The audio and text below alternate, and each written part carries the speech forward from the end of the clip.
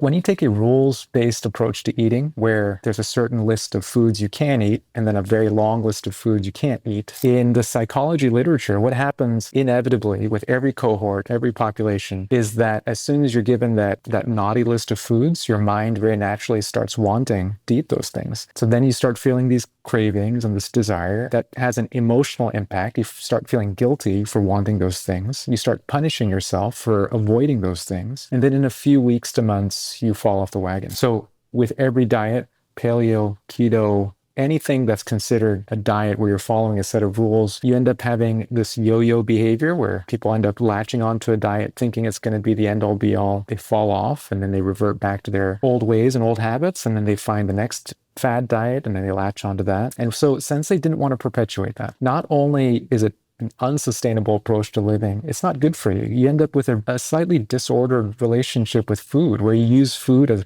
punishment and reward. It's not healthy for us in the long run. And so that's why it's open-ended. It's kind of more like a choose your own adventure rather than a boot camp where we're going to tell you what to do.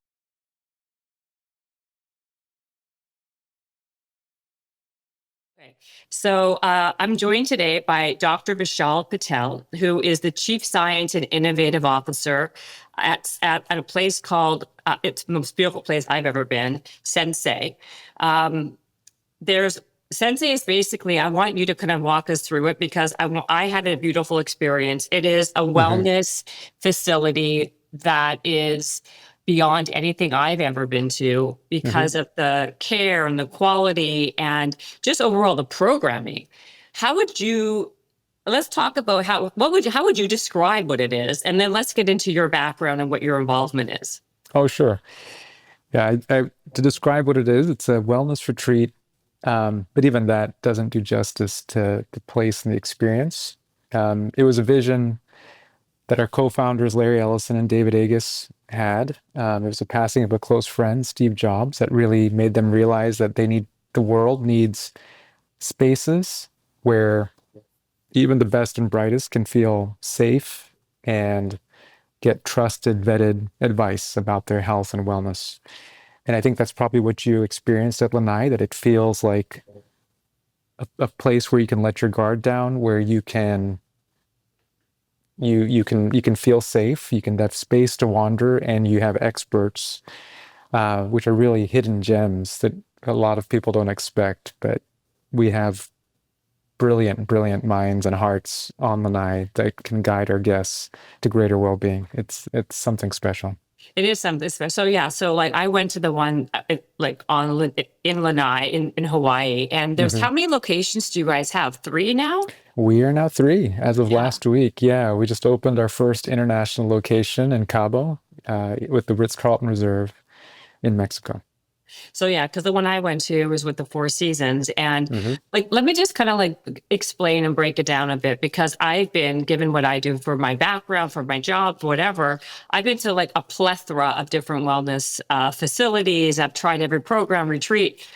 Number one, what I found to be very unique, it is very personalized. That's the first thing I would say. And the attention to detail with what you can have. I think I did the rest and relaxation program, and Jim, I think his name was Jim, who really kind of really did a lot of intake on my background, what I'm going through in life. And then the program is very personalized for me. You also have another program that I didn't do that's very much about data and metrics. Yeah, we call it the Optimal Wellbeing Program. The Optimal Wellbeing Program. What I found though at the one I was at, the one thing I found was interesting was, a lot of these programs, the food is very precise. The caloric intake you're taking, they really kind of try to really kind of, I guess, kind of be involved in your overall, what you're taking in nutrition wise while you're there. Yeah, we often describe it as a prescription or a boot camp or a regimen. I know I'm really familiar with, maybe the ranch at Malibu and places like that, where it can feel a little, very restrictive. Yes, that's right. Yeah, well, but it was a really property in there, right? and it's noble. That's right. There was very little yeah, that like I found that to be like kind of like the antithesis of what a wellness program was about. Can you explain why you guys are not Oh, very, absolutely. yeah, because I found that to be an interesting takeaway. Yeah. And in a nutshell, it's because the scientific evidence doesn't support rules for living life. So when we looked at the scientific literature, my team and our co-founders, for what results in, say, healthy eating, just as one example, we focus on movement, rest, but just taking food and nourishment. But when you take a rules-based approach to eating, where there's a certain list of foods you can eat and then a very long list of foods you can't eat, in the psychology literature, what happens inevitably with every cohort, every population, is that as soon as you're given that naughty list of foods, your mind very naturally starts wanting to eat those things. So then you start feeling these cravings and this desire that has an emotional impact. You start feeling guilty for wanting those things. You start punishing yourself for avoiding those things. And then in a few weeks to months, you fall off the wagon.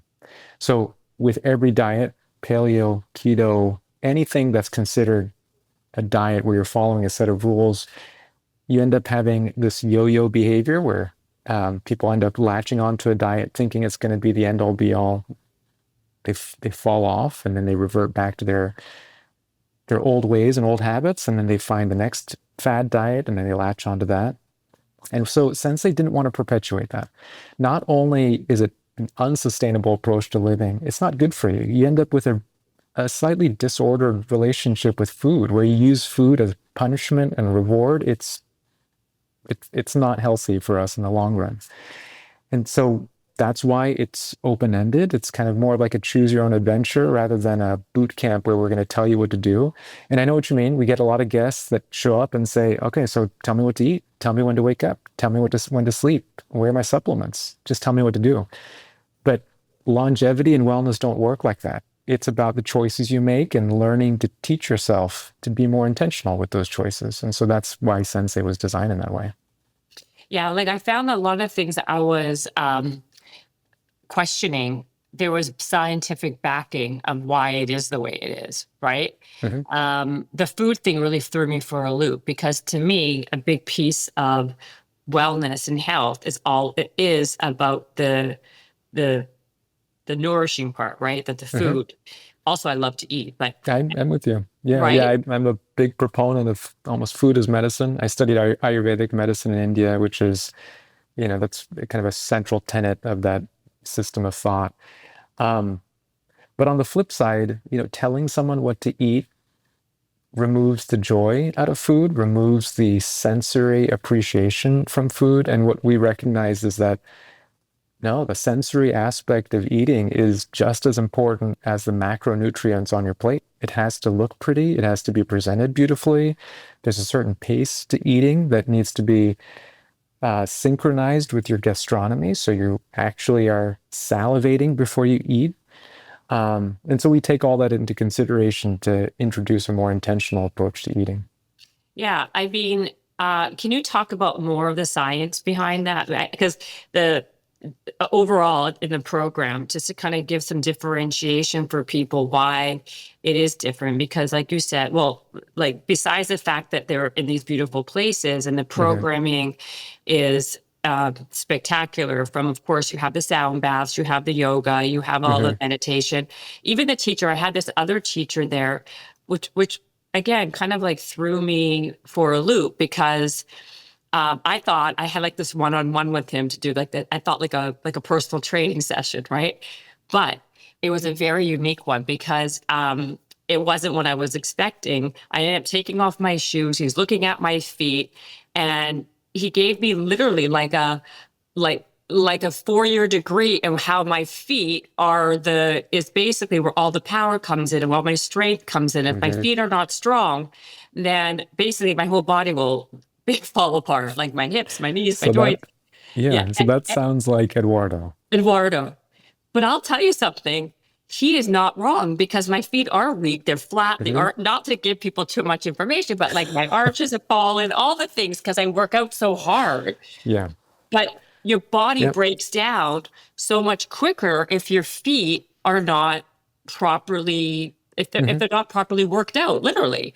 And for longevity, that's so terrible, right? Because how That's you exactly stay right. younger longer is having these strong feet, which is one of these things where I think that people are amiss. They don't realize that. They think they just go, go, go. And then when their hip falls or their knees Yep. are, they don't go to the source of the problem, which is always the feet.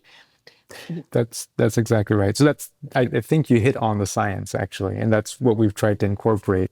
And Eduardo does it with such warmth. He's really disarming, but Yes. he has a way of like cutting right to the heart of the problem. Yeah. But yeah, what we notice, with our retreats, they're built very intentionally for high performers. And as a high performer, you know, and your audience probably knows that you're so focused on a goal, performing, whether it's in the gym, on the field, on a sport, whatever your arena of performance is. Results. But you're focused on the result, and you learn over time to be more resilient, more tolerant of the pain, of the aches and complaints, and whether that's in the workplace or in the gym, right? But what our retreats do is create some space in your mind so you can start noticing that all those little things that you might have overlooked in your pursuit of that goal. So maybe it was your footwear. Maybe you were wearing shoes that were a little too tight. Maybe you didn't really think about your footfall while running, and that might be why you're having the knee pain. Maybe there is a lot of tension in your jaw that stems from your ergonomics in your workplace. But all of these small details are really almost imperceptible in our day-to-day life because we build our environments in pursuit of a vision, in pursuit of a goal, because we're trying to achieve something.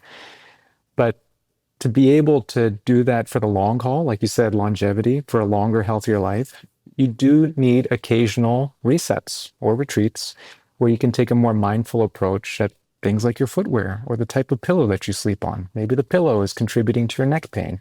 There's all of these subtle factors in our environment and our habits, but it really does take stepping away from it all to get that perspective. Totally.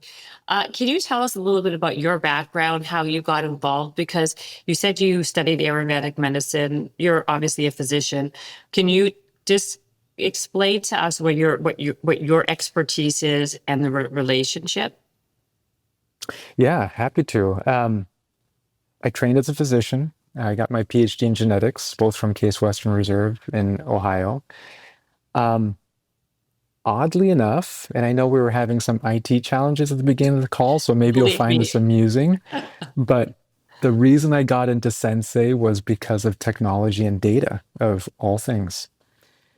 My background, my research was in the same field of research as Dr. Agus, our co-founder, which is proteomics and genomics. And it was the data, and the intention was to think about human beings on the inside as well as on the outside as complex systems that maybe we don't understand how everything works. But maybe if we measure more of it, we can start painting a more complete picture of how human beings work. And that was really what motivated me. And when I came to Sensei, it was the same vision that our guests as high performers, we're all hell bent on figuring out how this world works and making it better in some form or fashion. And we're really analytical. We like to measure everything around us so that we can perform better, faster, harder. And the thought was, well, why don't we take that language of data that really speaks to us and to our guests and use it as almost like a mirror to turn that lens inward. Say, why don't we measure you? Why don't we shed some light on how you're doing? So some of the initial data that we were collecting, basic things like blood pressure and lipid panels that were just surprising that our guests hadn't had that measured in a while. We had a partnership with Whoop, which was tremendous because then we started collecting real world data, our guests in the wild and their home environments, and we get to see how they're doing and whether they're doing well or not so well. And then there's some real exciting innovations that Sensei has incubated. One that I'm passionate about is around thermography. And we're using thermal cameras that are used in like home construction and defense. But again, we're taking that lens and pointing it at the human being and saying, well, why don't we look at your thermal patterns and thermal signatures? Why don't we try to understand skin temperature as a biomarker and to try and figure out what does that tell us about what's happening inside of you? And it's really exciting. And so again, I think for me being at Sensei, it feels like a culmination of my love of data and technology, but I also get to blend the East and the West. So I studied Ayurveda. I have a deep appreciation for traditions and culture and history, and that has a really important place. It always has and it always will in how human beings understand their health and wellness. And here in Mexico now, there's an indigenous system of medicine here in Mexico. There are traditional ways that people have thought about health and food and diet, and you have to take those into consideration when you're trying to shift perceptions and minds, when you're trying to introduce healthier eating patterns, when you're trying to incorporate more physical activity. You do have to be considerate of how people grew up and where they came from. And so I enjoy bringing that understanding of Eastern traditions and culture, as well as biomedicine, into my work at Sensei. And again, before we started, I mentioned we don't diagnose and treat at our retreats. And so sometimes people wonder, is like, yeah, well, why do you need a doctor at the helm? It's actually because we say no to a lot of things. I mean, there's just a lot of clinical things in the wellness world that don't have evidence. And it's important that we steer people clear of magic bullets and gimmicks that don't work, that aren't proven, that may have some toxicity, that may have side effects, that may not be beneficial for you in the long run. And so that's how I incorporate my medical background here. So could you talk about that a little bit? Like in terms of a lot of the things that don't have any research or background that you guys, you think are kind of myths, or because the wellness business has become, have you heard this? I've heard this, I just heard this yesterday, that the wellness business has actually become more profitable than big pharma now. Supplement companies, yeah. all of this. And Yeah. with social media as well, there's a lot of information, misinformation, and people glom onto it because they're looking for this magic bullet. They want to believe if I take this, that I'm going to get that result. And I'm very, like, I'm a person that I try to uncover this and talk about it as much as possible, because we can all fall prey to this. I do all the time. If I see something that's captivating, I'm like, oh, I'll buy it. And then I have to stop myself and realize, oh, maybe that's not the best thing. Can you talk about some of the things that you've seen that you guys have steered away from, that why you said it's important to have a medical doctor around? God, there's a lot. Okay, we have time. Yeah, what's your favorite topic or disease or supplement at the moment? Whatever you think is the most harming that people should be aware of, or things that are just silly, that don't work, that you've kind of encountered. Well, I mean, our partners are our hotels, Four Seasons and the Ritz-Carlton. I think the one that I get the biggest kick out of are the IV drips at the pool. Yeah. They look sexy, and I think there's a fascination with pumping your body full of stuff, but there's no evidence that it works. My team of scientists and researchers, we've pored over the literature trying to find some kernel of truth for why that might make someone feel better. And our best, most informed conclusion is it's because you're well hydrated afterwards. You got pumped full of a liter of water, and of course you're going to feel better. But there's no evidence that being injected with B12 is necessary or beneficial for most people. So that's one. Another one where I'm really skeptical are peptide injections. And I don't know if you've turned around your cosmetics over the past couple of years, but most cosmetics nowadays have proprietary peptides.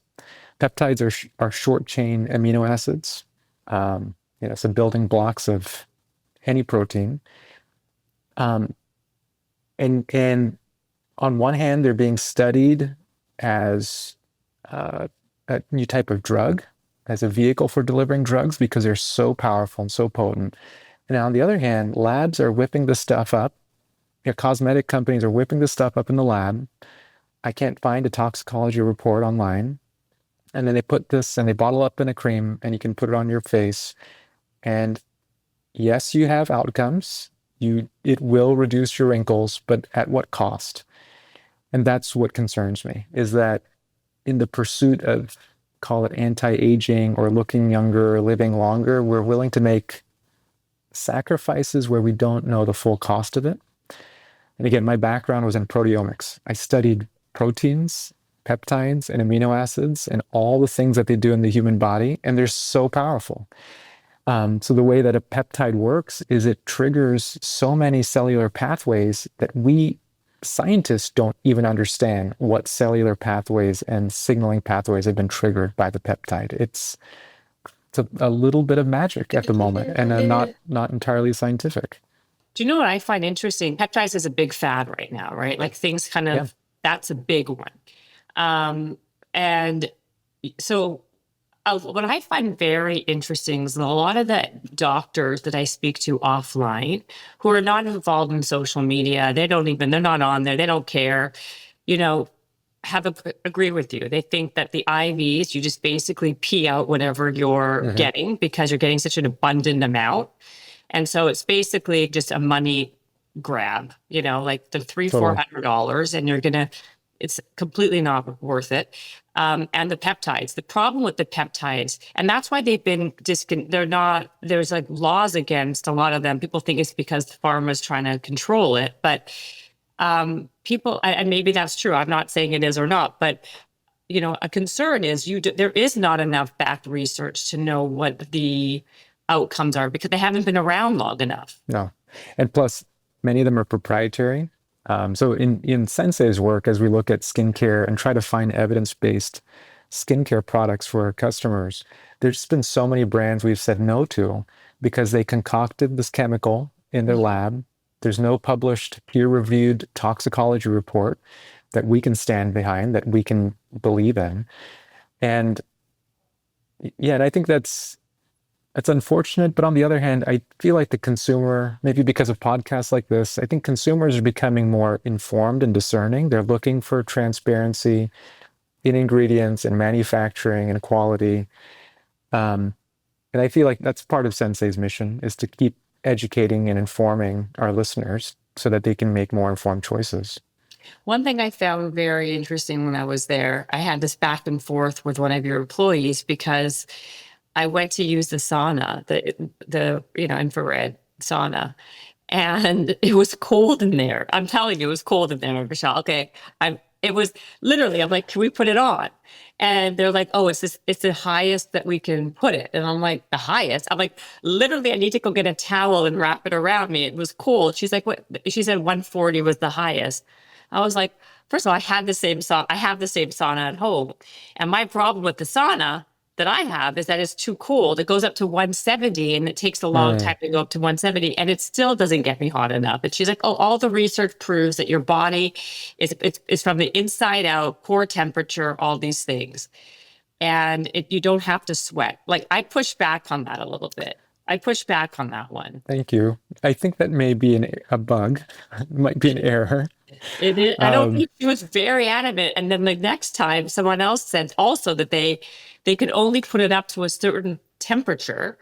So if you have one, so and I appreciate you bringing that up to me.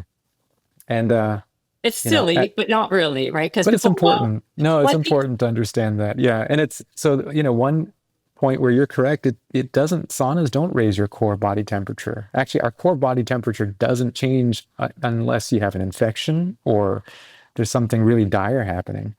But when you take a cold plunge or you're in a sauna, it is peripheral temperature, it's skin temperature that's being modulated.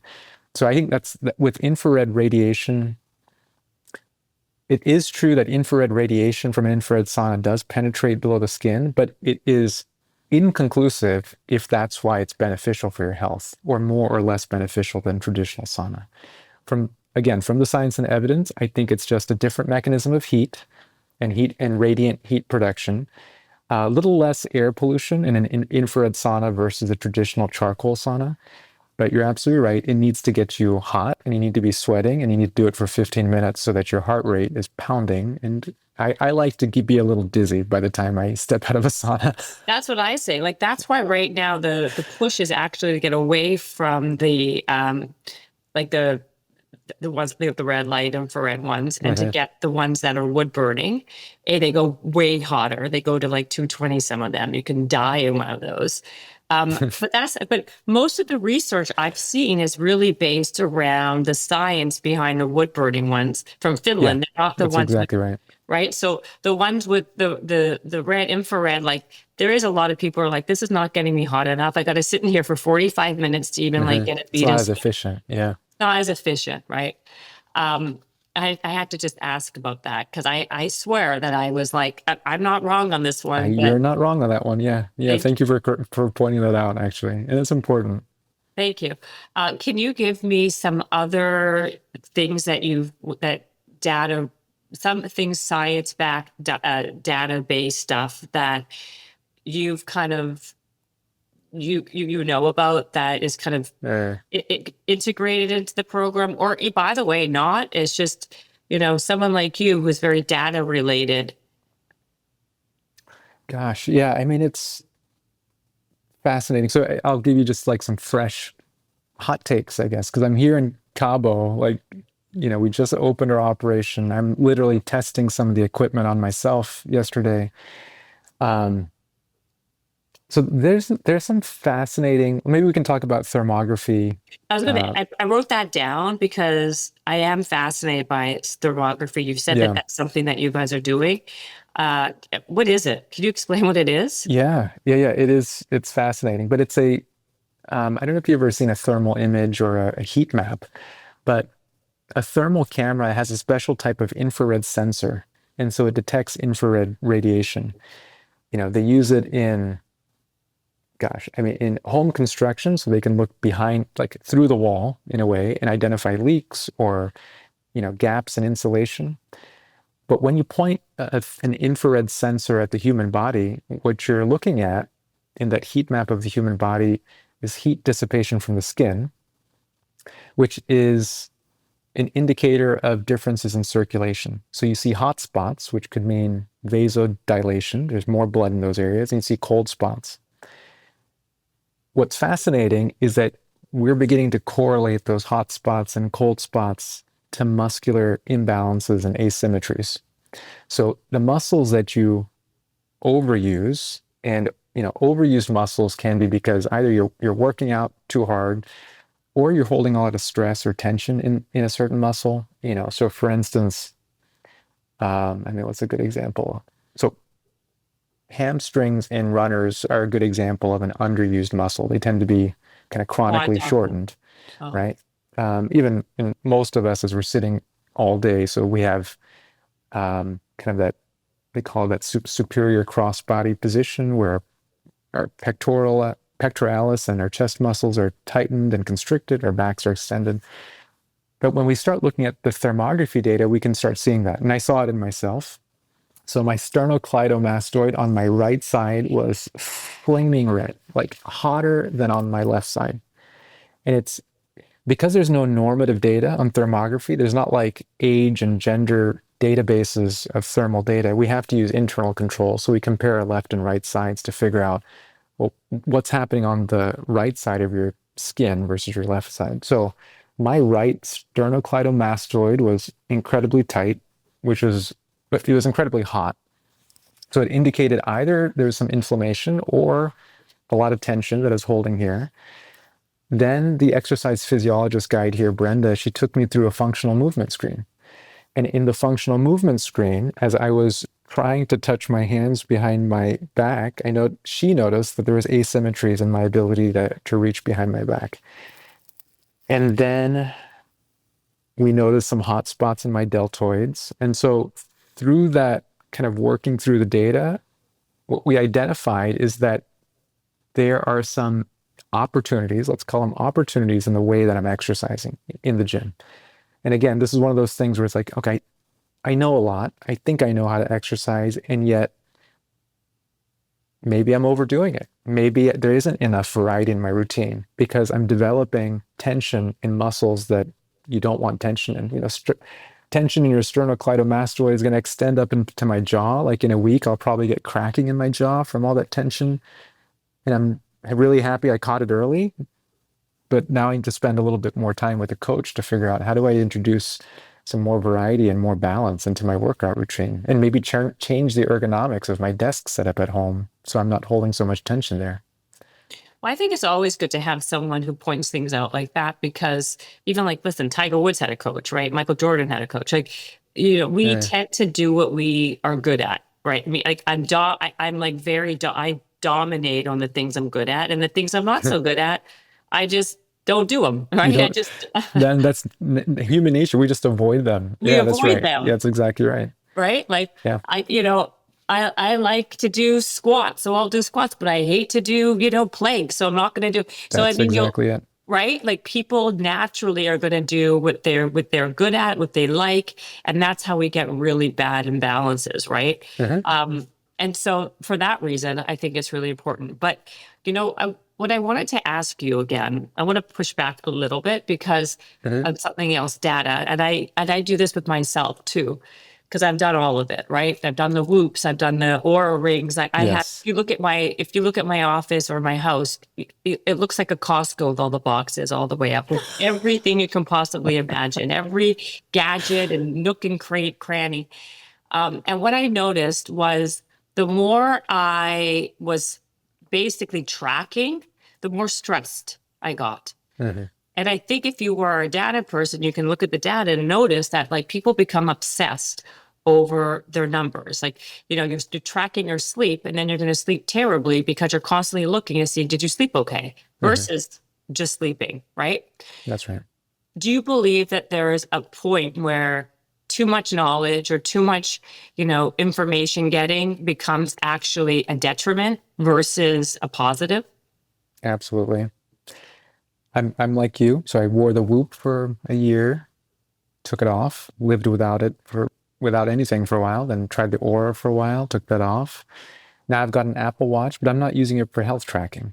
Yeah. Yeah, I just use it. I do look at my heart rate when I'm in the gym to make sure I'm hitting certain zones, but that's about it. I think data and wearables feels like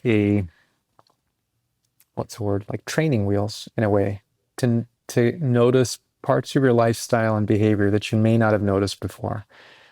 But the reason that it becomes, we fixate on it when we start wearing it, I think is because of how, partly it's a little bit of maybe the shock and the awe. Like you don't realize that you're sleeping poorly until you start measuring it, or you don't realize that maybe you're not pushing yourself as hard in your runs until you start measuring your heart rate and you realize, oh, you have some room to go. That's what it was like for me. But then that initial moment of awareness, it does turn into a fixation. And again, from the psychology of well-being, we know that that external locus of control isn't good for you in the long run. That ultimately needs to be an internal locus of control, that you need to want to go to sleep early, on time, and wake up early because you want to, not because you're feeling guilty of not hitting a certain recovery score or strain score on your device. But the journey starts with that. It starts with kind of that emotional kind of like learning about the data, gamifying it for yourself. But what we notice and what the wearable companies have told us is eventually everyone takes it off and everyone switches, because each wearable is right for a person at a certain point in their life, and then they learn how to live life, informed by the data, and then they take it off, and then maybe they live without it and they move to the next thing, and then life changes. And so sometimes the wearables come back, sometimes the data comes back probably when you least expect it.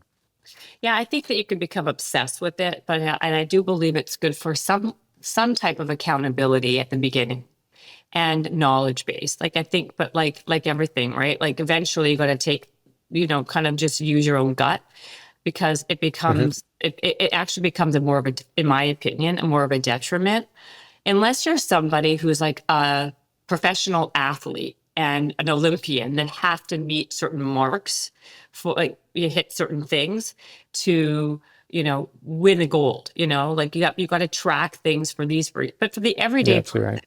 I think it's become, it's getting out of hand. Like, now everyone's walking around with a glucose monitor. Like, I was you're not about to mention. right? Like, are you a Yeah. diabetic? Like, this is becoming an absurd thing. Like, most people should Yeah. not be wearing one.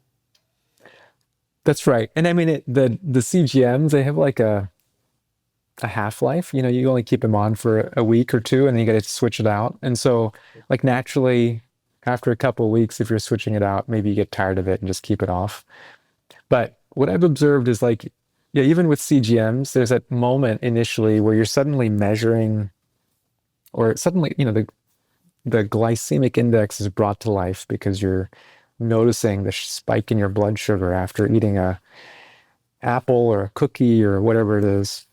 And so I think I almost feel like that's enough. Like that emotional moment of like shock and awe when you see your glucose, like that's enough to open your eyes and you start shifting your behavior. And then eventually, I don't think you need the data for very long.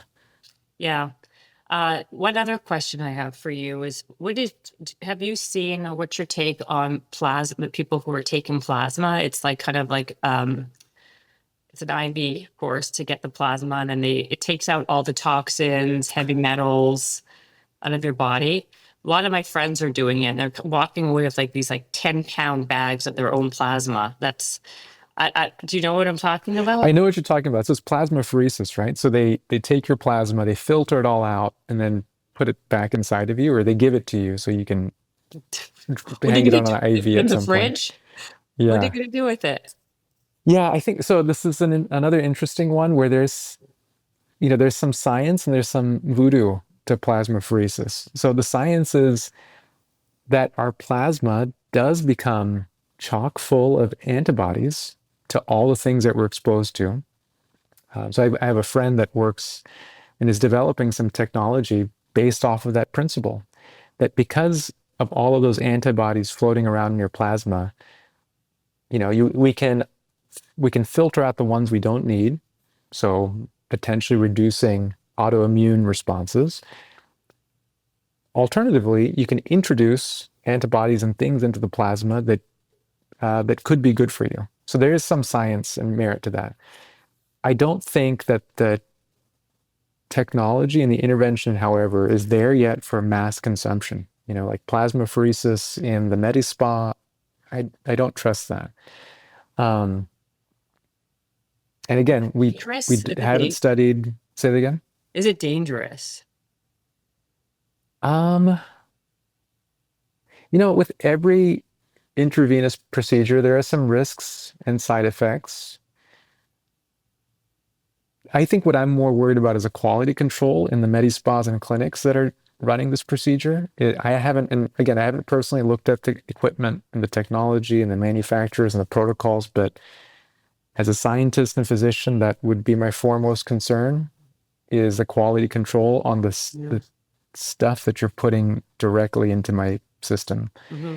And again, so they're saying they're filtering your plasma, but where's the QC? Like where's the guarantee that you've taken out what you're saying you're taking out and you're really putting in what you're saying you're putting in?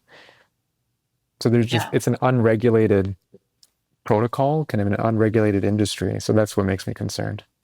Yeah, I understand that. I know you're going to catch a flight, so I'm going to let you go. I do. Thank you, Dr. Vishal, because this was very informative. I appreciate your time, and I apologize again for the snafu of technology prior. So I hope you forgive me for that. Of course I forgive you. Yeah, I am, like as I said, I got I have a love of data and technology. And so I'm much more forgiving of IT challenges because I live with many of them and I handle many of them. But no, Jennifer, this was a pleasure. It was great to chat with you. Always a pleasure to chat with a guest. I'm so glad that you had the good fortune of visiting Lanai and that you got to experience that for yourself. Oh, it was amazing. And I recommend it to anybody and everybody because it was one of the nicest experiences in a wellness facility that I've been to. like I was going to say, are they all the same, by the way? Like the one, besides the fact that you partner with different hotels for, whatever reason, is the programming the same everywhere or? Program, we try to keep that mostly the same. So the evidence-based principles being data-driven, focusing on movement, nourishment, and rest. But then, as you probably noticed, each place has its own charm, its own energy, its own culture, and that I think that adds some variety to the different locations. You'll have to come visit us in Mexico. I think we've got a really special place and a really special team here. Oh my God, I would love to go there. Love, love, love, love, love. So don't hang up right this second, but I'm going to say goodbye, guys. Check out Sensei. It's even go on their website and check it out, all their different offerings. It is a really great experience if you're into health, wellness, longevity, and all the things health. So thank you again for being with me today. My pleasure, Jennifer. Thank you.